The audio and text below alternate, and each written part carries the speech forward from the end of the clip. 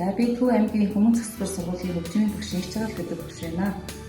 Хөгжмийн багшаар 31 хичээлтэй ажиллаж байгаа. Одоо сургуулийнхаа иргэд бол найрал дууны аялал төгсгөлийн найрал дууны хамтлагийг ажилуулдаг. Эмчлийн ажиллаж байгаа хүүхдүүд маань бол найрал дууны аялал төгсгөлийн хамтлагийн 5 дахь үеийн хүүхдүүд суралцж байна. Нийтийн хөгжмийн баярын хүрээнд зохион байгуулж байгаа миний дуртай хөгжмийн хичээл гэдэг энэ уралдаанд аялал төгсгөлийн найрал дууны хамтлагийн маань суралцагчд бол багшаа хамтдаа энэ уралдаанд оролцъё гэж санал тавьсны дагуу бид Эрдэнэ чөлөөний хөгжим Улаанбаатартай би таартай гэдэг энэ дугаар оролцох болсондоо маш их баяртай байна. Манай дугуйлангийн сурагчид маань бол жижигээр бүр бага 1-2 дугаар ангиас эхлэн хамрагддаг. Тэгээ олон жил рутин суралцж байгаа хүмүүс маань 10 жил суралцаад ингээ гардаг олон авьяасдаг сурагчид бол төхөн гарсан байгаа. Орон нутгад зохион байгуулагддаг аймгийн шилдэг урлагийн хүүхдийн яргуу наадамд бол сүүлийн 5 жил тэргүүн баригдсан сурагчид байна. Мөн одоо улсад Игийн Асын модод Зөмбийн мод зэрэг улсын уралдаанд найрал дууны хамтлагийн суралцагчид маань мөн 1-2 дугаар баригдсан энэ амжилттай суралцж байгаа хүмүүс байгаа. Тэгээ одоо миний дуртай хөгжмийн хичээл гэдэг энэ уралдаанд оролцож байгаа нийт хөгжмийн багш нар авьяасдаг сурагчдтай амжилт хүсье.